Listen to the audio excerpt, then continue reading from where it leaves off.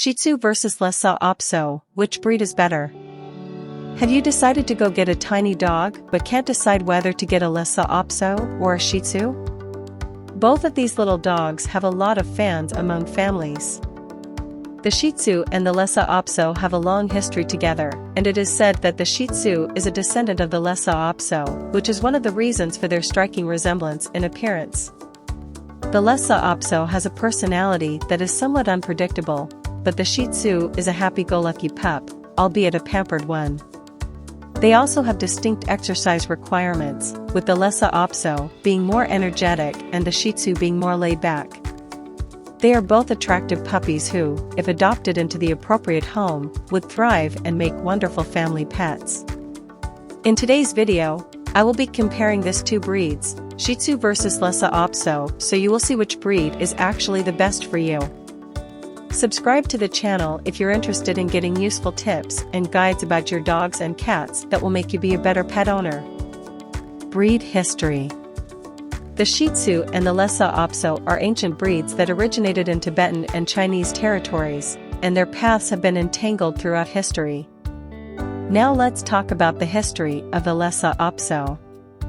The Lhasa Apso was called after the sacred city of Lhasa in Tibet, and was first mentioned in 800 BC.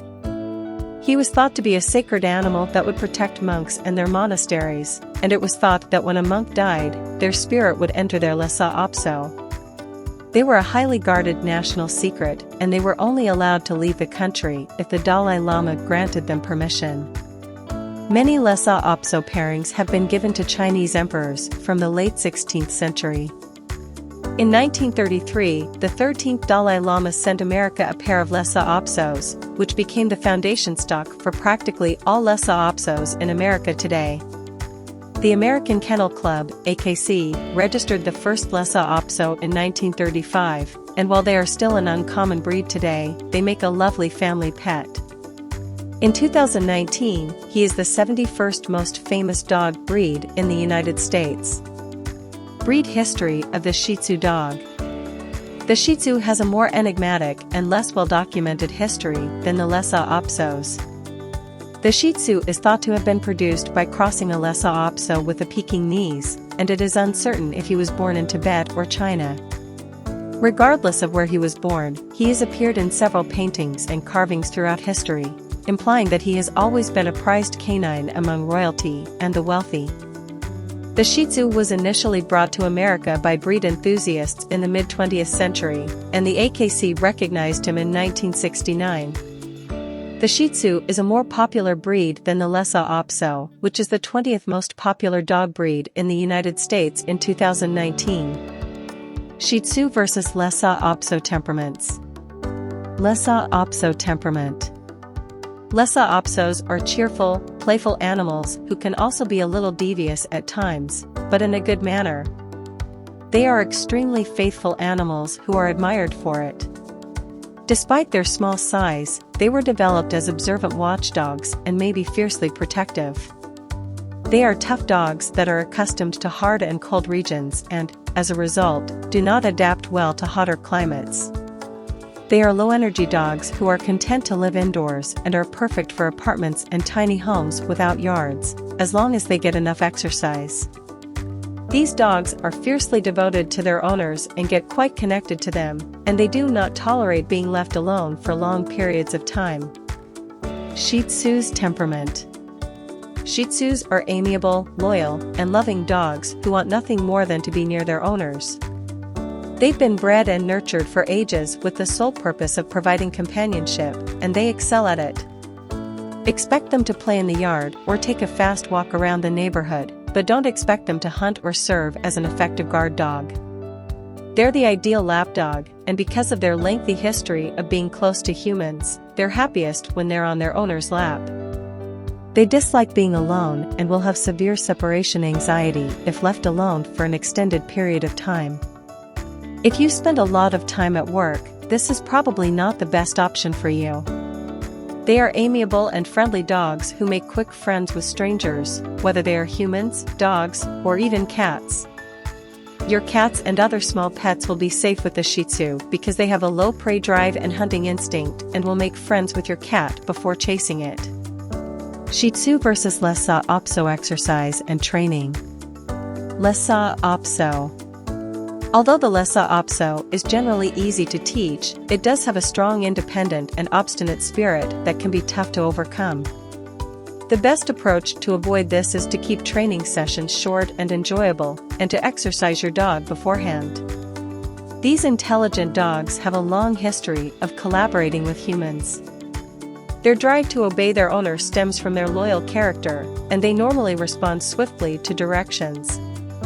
As a result, reward-based methods are the most effective for training these dog breeds. Because your dog will be less distracted by sounds and other dogs and animals if he or she is socialized early, it will be easier to teach. Consistency is also important, as is starting training at an early age, otherwise, your Lhasa Apso may develop negative behaviors that are difficult to break. Shih Tzus training. While Shih Tzus prefer to spend practically all of their time on their owner's laps, they are not full couch potatoes. These dogs enjoy playing, and they will enjoy their daily walks and training sessions as well. They are, however, fine with short walks and play sessions, and are a relatively low-maintenance exercise dog. One thing to keep in mind is that these dogs are heat sensitive, so keep that in mind if you live in a hotter environment. Shih Tzus are easy to train because of their eagerness to please, intelligence, and love of human interaction. They pick up basic commands quickly. Because Shih Tzus are sensitive dogs, avoid using harsh training methods or reprimands. Instead, use reward-based methods. With this breed, house training can be a challenge, but with positive reinforcement tactics and a little patience, it shouldn't be.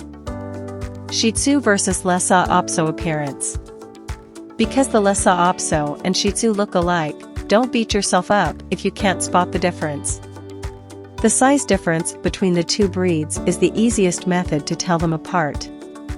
From paw to shoulder, the male Lhasa Apso will stand 10 to 11 inches tall, while the female Shih Tzu will be 9 to 12 inches tall. Lhasa Apso. Male Lhasa Apsos stand 10 to 11 inches tall and weigh 12 to 18 pounds when fully grown, while female puppies are significantly smaller. Lhasa Apsos have beautiful black, tan, cream, white, and/or red coats, but they can also have blue, gray, or silver coats, which are less frequent. The Shih Tzu. They are well renowned for their long, silky, sumptuous double coat, which comes in 14 various hues and 3 different markings, including black, black and white, gray and white, and red and white. A small white spot on the forehead of most Shih Tzus is known as the Star of Buddha, and it is highly appreciated. Shih Tzus have a distinct smile due to their undershot bite. Their facial hair grows in all directions, including up from their nose, and must be maintained frequently to keep it from hanging in front of their eyes. Shih Tzu versus Lhasa Apso health and care. In general, Lhasa Apsos are a healthy breed with minimal genetic concerns, however they can develop disorders common to tiny dog breeds. Patella luxation and progressive retinal atrophy are 2 of them, and they've also been linked to cherry eye.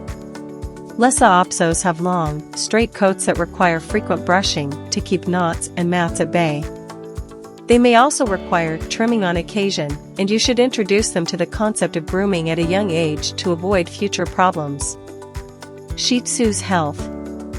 Shih Tzus do not have any major genetic abnormalities to be cautious of, although they have been known to suffer from minor ailments such as ear infections, allergies, and eye difficulties. They're also prone to hip dysplasia and patella luxation, which are common in smaller breeds.